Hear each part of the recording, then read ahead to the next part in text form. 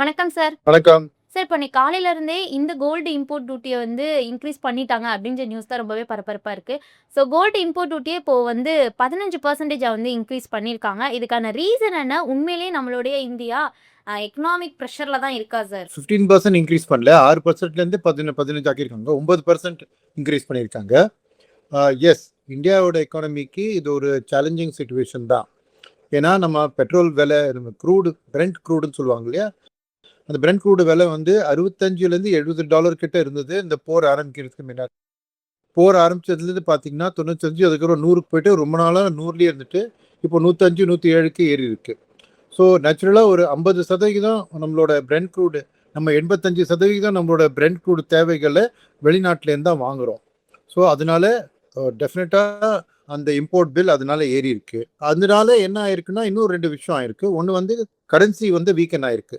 Because பெட்ரோலுக்கு அந்த dollar கொடுக்க வேண்டிய அவசியம்.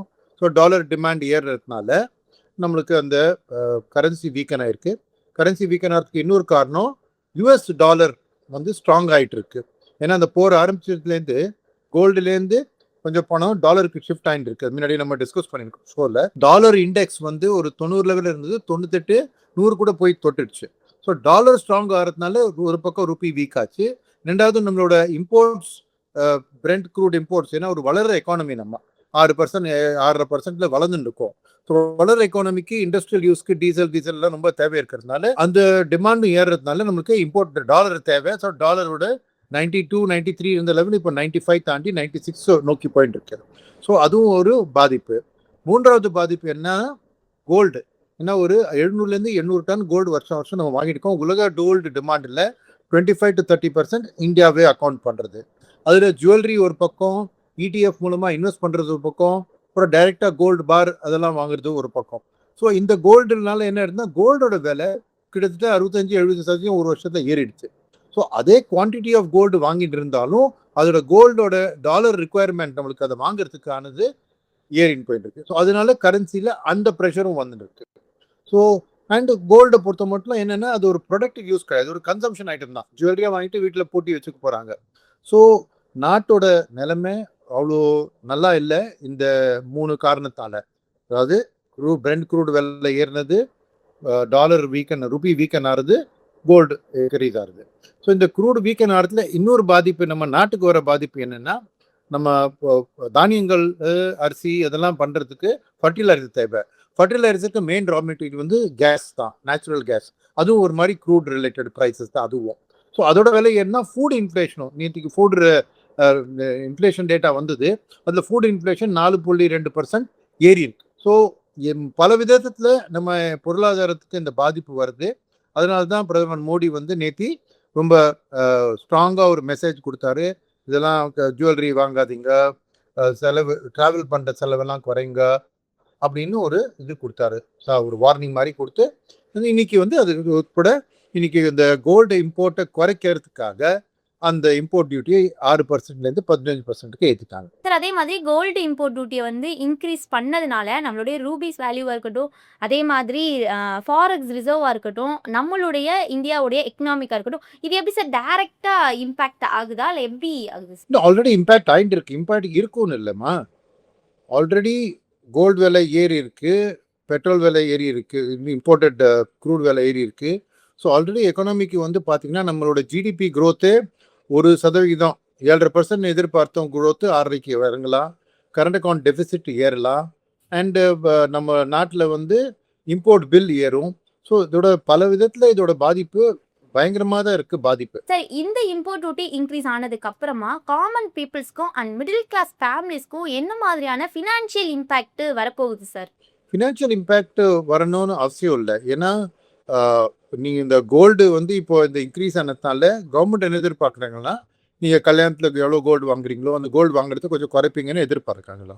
ஸோ அது வந்து நீங்கள் அந்த செலவழிக்காமல் கோல்டு சேவ் பண்ணி அது உங்கள் சேவிங்ஸ் இன்க்ரீஸ் ஆக வாய்ப்பு இருக்கு இல்லையா, அதுவும் நல்லது.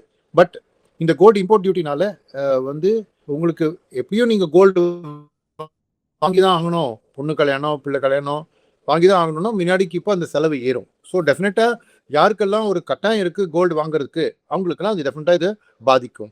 ரைட்டா? ரெண்டாவது, மூணாவது வந்து இந்த டியூட்டி ஏறினதுனால உங்களுக்கு வந்து ஸ்பெஷலாக பாதிப்புன்னு ஒன்றும் இருக்காது. ஏன்னா இருக்கிற உங்களோட இன்னைக்கு பார்த்தீங்கன்னா அந்த 9% டியூட்டி ஏறினால இன்னைக்கு ஆல்ரெடி கோல்டோட விலையும் சில்வரோட விலையும் 6% ஏறிடுது ரூபா டேர்ம்ஸில், ரைட்டா?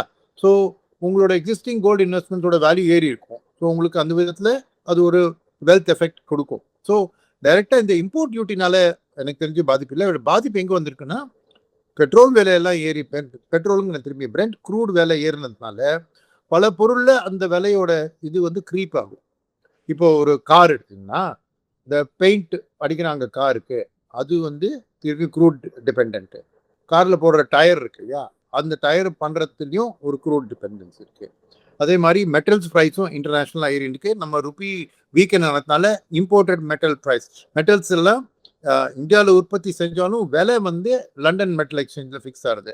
ஸோ அந்த டாலரில் ஃபிக்ஸ் ஆகிறதுனால இங்கே ருப்பி காஸ்ட் ஆஃப் த மெட்டலும் ஏறி இருக்கு. ஸோ எல்லா இன்புட் காஸ்டும் ஏறினால காரோட விலை ஏறிடும். ஸோ யார் கார் ஆசைப்படுறாங்களோ அவங்களோட பட்ஜெட் மீறி போயிடும். ஸோ இன்ஃப்ளேஷன் வந்து நான் சொன்ன 3 காரணத்தினாலையும், அதாவது gold price rise, Brent crude price rise, rupee weakening, இது 3னால ஒரு இன்ஃப்ளேஷன் ஏறி மக்களோட சேவிங்ஸோட எலிமெண்ட் குறையும். பட் இந்த கோல்டு இம்போர்ட் டியூட்டினால ஒரு பாதிப்பும் வரும்னு நான் சொல்ல மாட்டேன். இதானே கல்யாணம் ஒரு கட்டாயம் இருக்கு வாங்குறதுக்குன்னா அதுக்கு முன்னாடி இவ்வளோ லட்சம் ரூபாய் நான் கோல்டு வாங்க போறேன் தம்பதிகளுக்கு, அது இப்போ கொஞ்சம் ஏறிடும் விலை, அவ்வளோதான். சரி, இந்த அனௌன்ஸ்மெண்ட்க்கு அப்புறமா மார்க்கெட்ல எந்த அளவு ஷாக் அப்படின்றத தாண்டி இந்த டைட்டன், கல்யாண் ஜுவல்லர்ஸ், தங்கமயில் இந்த மாதிரியான கம்பெனிஸ் உடைய ஸ்டாக்ஸ் வந்து சடனா கேஷ் ஆயிடுச்சு அப்படின்னே சொல்லலாம். ஸோ இது எதனால மார்க்கெட் எந்த அளவு பயந்துருக்கு சார்? ஆமாம், பிகாஸ் இது வந்து நேத்திக்கு பிரதமர் வந்து நீங்கள் கோல்டெல்லாம் கம்மியாக வாங்கணும்னு சொன்னார். இன்னைக்கு இம்போர்ட் டியூட்டி ஏற்றிட்டாரு. ஸோ டெஃபினட்டாக கோல்டு டிமாண்ட் குறையும் இல்லையா? கோல்டு டிமாண்ட்னா ஜுவல்லரி டிமாண்ட் குறையும். ஸோ டைட்டன் அந்த மாதிரி கம்பெனியோட சேல்ஸ் வந்து குறையிறதுக்கு வாய்ப்பு இருக்கு இல்லையா? ஸோ நேச்சுரலாக அந்த ஷேர் ப்ரைஸ் எல்லாம் எஃபெக்ட் ஆயிருக்கு. ஸோ இது வந்து ஒரு ஃபியூச்சரில் அந்த இம்பேக்ட் இருக்கும்னு அந்த ரிலேட்டட் ஃபீல்டில் இந்த இம்பேக்ட் வர தான் செய்யும். ஏன்னா டெஃபினட்டாக இப்போ சொன்னேன், ஜுவல்லரி இதனால இப்போ வந்து என்னோட அஃபோர்டபிலிட்டி, நான் இவ்வளோ லட்சம் ரூபான்னு கல்யாணத்துக்குன்னு எடுத்து வச்சேன், இதில் கோல்டுக்கு இவ்வளோ வாங்கியிருப்பேன், இது மற்ற செலவுக்கு இவ்வளோன்னு. நேச்சுரலாக இப்போ கோல்டு விலை ஏறிட்டுனா அந்த ரூபாய் நான் எங்கேயும் மேனுஃபேக்சர் பண்ண முடியும், அந்த கோல்டு வாங்கிட்டு நான் குறைப்பேன். ஸோ டெஃபினட்டாக டைட்டன் மாதிரி இந்த கம்பெனிஸ், கோல்டு ஜுவல்லரி கம்பெனிஸோட பிஸ்னஸ் குறையும்னு மார்க்கெட் எதிர்பார்க்குறது. அதனால தான் இந்த ஷேர் ப்ரைஸும் விழுது. சார், நெக்ஸ்ட் வந்து இப்போ இந்த கோல்டு இம்போர்ட் டியூட்டி இன்க்ரீஸ் ஆயிருச்சு, இதனால கோல்டோட ப்ரைஸ் வந்து இன்க்ரீஸ் ஆகும் அப்படின்றத தாண்டி இந்த ஸ்மக்லிங், அதுக்கப்புறம் இந்த பிளாக் மார்க்கெட் ஆக்டிவிட்டி இதெல்லாம் வந்து இன்க்ரீஸ் ஆகும் அப்படின்ற ஒரு பயமும் இருக்கு. ஸோ இது எந்த அளவு உண்மை சார்? நீங்க இதை எப்படி பாக்குறீங்க? இல்லை, அது நிஜமா நடக்க தான் போகிறது. ஏன்னா இப்போ 15% சேவிங் இல்லையா? நீங்கள் ஸ்மகிள் பண்ணி கோல்டு எடுத்துட்டு சிங்கப்பூர்லேயோ துபாயிலேருந்தோ கோல்டு வாங்கிட்டு வரீங்க, உங்கள் சூட்கேஸில் எடுத்துன்னு வரீங்க. அது வந்து கவர்மெண்ட் ரூல் இருக்குது, டிக்ளேர் பண்ணோன்னா நிறைய பேர் டிக்ளேர் பண்ணாமல் அப்படி கழுத்தில் 3 நாள் செயினாக போட்டுன்னு வந்துடுறாங்க.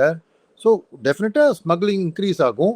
ப்ளஸ் நிறைய பேர் பிஸ்னஸாகவே இது ஒரு ஸ்மக்லிங்க்கு அந்த 15% சேவிங் பார்த்தீங்கன்னா இட்ஸ் ஹியூஜ் அமௌண்ட். ஸோ டெஃபினட்டாக ஸ்மக்லிங் இன்க்ரீஸ் ஆகும். பட் கவர்மெண்ட்டும் விஜிலன்ஸ், அந்த கஸ்டம்ஸ் அந்த டிபார்ட்மெண்ட்டில் ஸ்ட்ரென்தன் பண்ணி டபுள் செக்கிங் பண்ணுவாங்க. இப்போ எல்லாரையும் செக்கிங் பண்ணுவாங்க.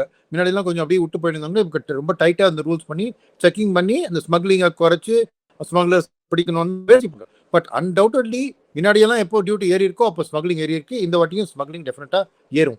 பட் அது பொதுமக்களை பாதிக்கும்னு நம்ம சொல்ல முடியாது இல்லையா? ஸ்மக்லர்ஸ் வந்து வாங்குவாங்க, அது இங்கே மார்க்கெட்டில் விற்பாங்க, அவங்களுக்கு ப்ராஃபிட் வரும். பட் பொதுமக்களுக்கு என்ன கோல்டு ப்ரைஸ் இருக்கோ அந்த ப்ரைஸ் தான் வாங்க போகிறாங்க. ஸோ ஸ்மக்லிங் ஏறும், பட் அதனால பொதுமக்களுக்கு ஒரு பாதிப்பு வரும்னு நம்ம சொல்ல முடியாது இல்லையா? சரி, இப்போ இந்த அனௌன்ஸ்மெண்ட்க்கு அப்புறமா இப்போ கரண்ட் மார்க்கெட்ல எல்லாருமே வந்து இன்வெஸ்ட்மெண்ட் பண்ணுவாங்க. ஸோ டிஜிட்டல் கோல்டு மாதிரி இந்த கோல்டு இடிஎஃப் இந்த மாதிரி இன்வெஸ்ட்மெண்ட் பண்ணலாமா? இல்லை அவங்க வந்து இப்போதைக்கு கொஞ்ச நாள் வெயிட் பண்ணலாமா? இல்லை ஸ்டாப் பண்ணலாமா சார்? இப்போ பண்ணியிருந்தவங்க, ஆல்ரெடி பண்ணியிருந்தவங்க. எனக்கு தெரிஞ்ச கோல்டு இன்வெஸ்ட்மெண்ட்டை நீங்கள் ஸ்டாப் பண்ணக்கூடாது. ஏன்னா கோல்டு வந்து நீ எதுக்காக வாங்குறீங்கன்னா, ஒன்று பக்கம் நீங்கள் வந்து அந்த விலை ஏறினதை பார்த்து வாங்க ஆரம்பிச்சிருக்கீங்க. பட் ரியலாக கோல்டோட ரோல் என்னென்னா உங்கள் போர்ட்ஃபோலியோவில் அது ஒரு கான்ட்ரா அசெட் டு ஈக்விட்டி. ஜென்ரலாக ஈக்விட்டியோட வாலட்டிலிட்டிக்கு கோல்டு ஒரு கான்ட்ராவை கொடுக்கும். கோல்டு ஜென்ரலாக ஒரு லாங் டேர்மில் பார்த்தீங்கன்னா ஈக்விட்டி ஏறச்ச கோல்டு இறங்கும், ஈக்விட்டி இறங்கச்ச கோல்டு ஏறும் அப்படின்னு தான் வரலாறு சொல்கிறது. ஸோ அந்த ஹிஸ்ட்ரியை பார்த்துட்டு நீங்கள் பார்த்தீங்கன்னா எல்லாருக்குமே நான் வந்து கோல்டு உங்கள் போர்ட்ஃபோலியோவில் இருக்கணும் ஆஸ் அன் இன்வெஸ்ட்மெண்ட் போர்ட்ஃபோலியோ. ஜுவல்லரிக்கு வாங்குறது தனி, அது தனி. இன்வெஸ்ட்மெண்ட்டாக டெஃபினட்டாக கோல்டு நீங்கள் வாங்கிட்டே தான் இருக்கணும். அது எஸ்ஐபிமா வாங்குறது ரொம்ப நல்ல இது. பட் என்னன்னா அது ஒரு லிமிட். அது ஒரு 10-20% உங்கள் போர்ட்ஃபோலியோவில் கோல்டு வச்சுக்கலாம். அது இடிஎஃப் மூலமாக வாங்கலாம், ரொம்ப சீப்பு. இல்லைனா மல்டி அசெட் ஃபண்ட்ஸ்னு மியூச்சுவல் ஃபண்ட்ஸில் லான்ச் பண்ணியிருக்காங்க. அந்த மல்டி அசெட் ஃபண்ட்ஸில் அப் டு 20% சில்வர் இல்லை gold differing on fund to fund அதுலேயே சொல்லியிருக்காங்க ஆஃபர் டாக்குமெண்ட்லேயே. ஸோ அது நீங்கள் அந்த ஃபண்ட் மூலமாக இன்வெஸ்ட் பண்ணிங்களா, அது ஃபண்ட் ஆட்டோமேட்டிக்காக ஒரு 20% கோல்டு வாங்கிக்கும். இல்லை நீங்கள் தனியாகப்பட்ட இடிஎஃப்ல வாங்குறதுனாலும் சரி. பட் நீங்கள் ஏற்கனவே ஒரு எஸ்ஐபி ஆரம்பிச்சிருந்தீங்க கோல்டு இடிஎஃப்லன்னு வச்சுங்க, அதை கண்டினியூ பண்ணுங்க. இப்போ இந்த மாதிரி நடந்ததுனால, இந்த இம்போர்ட் டியூட்டி ஏறினதுனால அதை மாற்ற வேண்டிய அவசியம் இல்லை. ஏன்னா மார்க்கெட் இன்னைக்கு அதை அட்ஜஸ்ட் பண்ணிடுச்சு. இதுக்கு மேல்பட்டு இன்டர்நேஷனலாக எப்படி கோல்டு மூவ் ஆகுதோ அதுபடி தான். எனக்கு தெரிஞ்சு லாங் டேர்மில் இப்போ கொஞ்சம் டிமாண்டு குறையலாம் கோல்டு. ஸோ இன்னைக்கு விலை ஏறிடுது, நாளைக்கு இந்தியன் கோல்டு கொஞ்சம் விலை இறங்கலாம். ஏன்னா மக்கள் பிரதமர் சொன்னதை வச்சு கோல்டு வாங்குறத குறைச்சிட்டாங்கன்னா நேச்சுரலாக அது கோல்டோட டிமாண்ட் குறையிறதுனால விலை கொஞ்சம் இறங்கலாம். பட் அதை பற்றி நீங்கள் கவலைப்படக்கூடாது. ஏன்னா உங்களுக்கு இன்னும் ஒரு 10-20% வச்சுக்கணும்.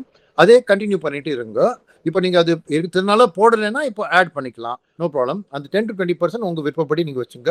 ஏன்னா இந்த போர் முடிஞ்ச பிறகு எப்போ முடியும்னு நம்ம சொல்ல முடியாது. 1 மாதத்தில் முடியலாம், 3 மாதத்தில் முடியலாம். போர் முடிஞ்ச பிறகு திரும்ப அந்த கோல்டோட ஒரு ஷைனிங் திரும்பி ஆரம்பிக்கும். ஏன்னா இந்த டீடாலரைசேஷன் இல்லையா, நிறைய நாட்டில் அவங்களோட கண்ட்ரியோட ரிசர்வ்ஸில் கோல்டை ஆட் பண்ணிட்டு இருக்காங்க. கொஞ்சம் நாளாகவே, கொஞ்சம் வருஷமாகவே வருஷம் 1000 டன் வாங்கிட்டு போன வருஷம் 800 டன் வாங்கினாங்க. இந்த வருஷமும் இது வரைக்கும் 400 டன் ஏதோ வாங்கியிருக்காங்க ஆல்ரெடி. இந்த சென்ட்ரல் பேங்கர்ஸ் அந்த அலோகேஷனில் கோல்டு இன்க்ரீஸ் பண்ணி அவங்க கரன்சிக்கு ஒரு சேஃப்டி கொண்டு வரதுக்காக கோல்டு ஆட் பண்ணுறாங்க. அந்த டாலரில் எல்லாமே போட்டு ஒரே கரன்சியில் நம்பிட்டு இருக்கக்கூடாதுன்னு ஒரு மூவ் ஆரம்பிச்சுடுது. அதுக்கு பேர் தான் டீடாலரைசேஷன். ஸோ அதனால பார்த்தீங்கன்னா கோல்டுக்கு அந்த டிமாண்டு சாலிடாக சஸ்டைனபிளாக இருக்கும். ஸோ கோல்டு ப்ரைஸஸ் ஒரு ஸ்டெடியாக ஏறிட்டு தான் இருக்கும். அந்த போரோட சிச்சுவேஷன் முடிந்து போயிருக்கு. இந்தியாவே எடுத்துக்கலாம், ரிசர்வ் பேங்க் கிட்ட $700 பில்லியன் ரிசர்வ் இருக்கு இல்லையா. கொஞ்சம் வருஷத்துக்கு முன்னாடி அதில் 6% வரைக்கும் கோல்டு இருந்தது. இன்னைக்கு டேட்டில் 15% வரைக்கும் ரிசர்வ் பேங்கே கோல்டு மூலமாக தான் ரிசர்வ்ஸ் வச்சுருக்காங்க. அதாவது $700 பில்லியன் $100 பில்லியன் கோல்டு ஃபார்மில் வச்சுருக்காங்க. ஏன்னா நம்ம கரன்சிக்கு ஒரு ஸ்ட்ரென்த் கொடுக்கும் அது. ஏன்னா அந்த கோல்டு இருக்குன்னு தெரிஞ்சா நாளைக்கு ஒரு அவசரத்துக்கு தேவைன்னா அதை ஒரு பிளெட்ஜ் பண்ணி பாரோ பண்ணிக்கலாம் மணி. ரொம்ப வருஷத்துக்கு முன்னாடி ஞாபகம் பண்ணியிருந்தோம். அந்த மாதிரி ஒரு கம்ஃபர்ட் ஜோனுக்காக எல்லா சென்ட்ரல் பேங்க் உலகெங்கும் இந்தியா மாதிரி அந்த கோல்டை ஸ்லோவாக இன்க்ரீஸ் பண்ணுறாங்க. அவங்க போர்ட்ஃபோலியோவில் US டாலரை கொஞ்சம் குறைஞ்சிட்டு இருக்காங்க. ஸோ அந்த மாதிரி ஒரு டிமாண்ட் இருக்கிறதுனால கோல்டோட மீடியம் டேர்மில் ஒரு டபுள் டிஜிட்டாக ரிட்டர்ன்ஸ் வரும்னு எதிர்பார்க்கலாம். ஸோ இப்போ இந்த இம்போர்ட் டியூட்டி வந்தது அதனால உங்களோட இன்வெஸ்ட்மெண்ட் அலோகேஷன் பேட்டர்னை நீங்கள் மாற்றக்கூடாது. அதில் என்ன நீங்கள் தேர்ந்தெடுத்தீங்களோ 10 15 20 அதை வாங்கிட்டு இருக்கணும். அண்ட் எஸ்ஐபி மூலமாக வாங்குறது தான் பெஸ்ட். Thank you sir. தேங்க்யூ. மேலும் ஈடி தமிழ் சேனல்ல வரப்போகும் பிசினஸ் மற்றும் அது ரிலேட்டடான வீடியோவை பார்க்க உடனே கீழே இருக்க சப்ஸ்கிரைப் பட்டனை கிளிக் பண்ணுங்க.